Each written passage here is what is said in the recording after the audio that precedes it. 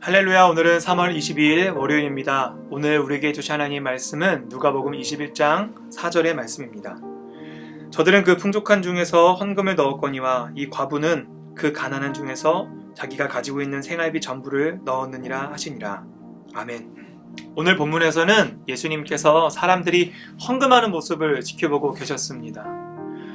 어떤 부자가 등장해서 헌금을 한 것 같습니다. 그리고 이어서 한 과부가 등장하는데 그 과부는 2렙돈을 헌금했다고 합니다. 당시에 이 렙돈이라고 하는 화폐 단위는 팔레스타인 지역의 아주 가장 작은 단위의 헬라의 화폐였는데 이 렙돈을 가지고 할 수 있는 일이 뭐냐면 참새 한두 마리를 사는 정도가 고작이었다고 합니다.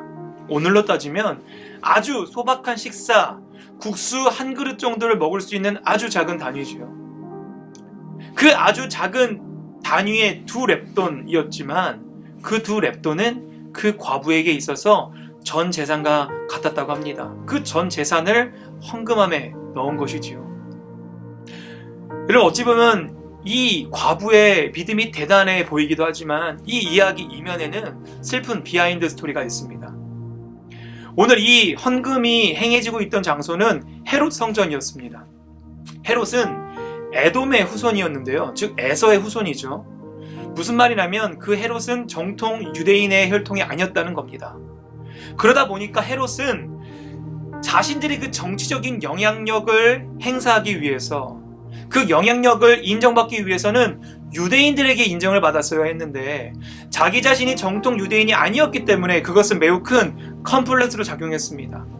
그래서 어느 날 이 헤롯은 그 유대인들에게 환심을 사기 위해서 한 가지 큰 결정을 하는데 로마로부터 허락을 받아 예루살렘의 4분의 1에 달하는 그 큰 지역에 성전을 건축하게 됩니다.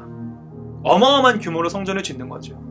여러분, 그런데 그렇게 성전을 짓기 위해서는 뭐가 많이 필요했을까요? 네, 돈이 많이 필요했습니다. 그래서 그때는 그 당시에는 그 바리새인과 서기관들이 사람들에게 대대적으로 아주 많은 헌금들을 거두어 드렸다고 알려져 있습니다. 실제로 성전 안뜰에는 13개의 나팔 모양의 헌금함이 있었다고 합니다.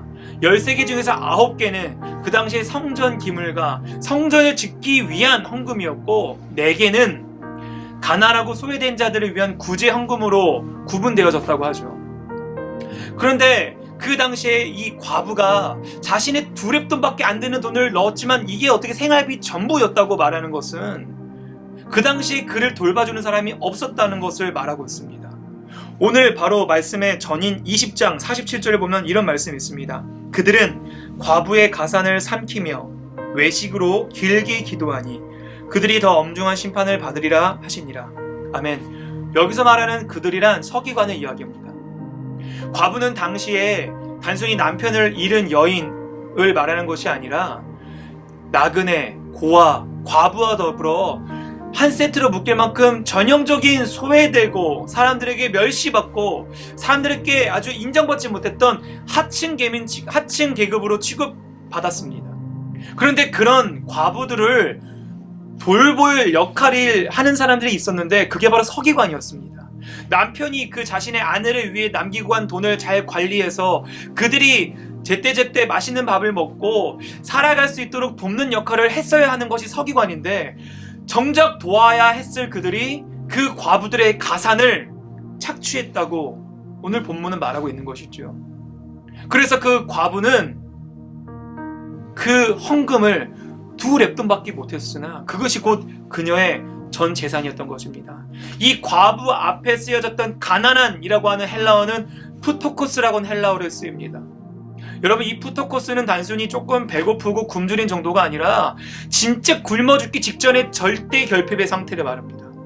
이 절대 결핍에 놓인 이 과부가 가진 것이 전 재산이 고작 2렙돈인 것이었어요. 그것을 헌금한 겁니다.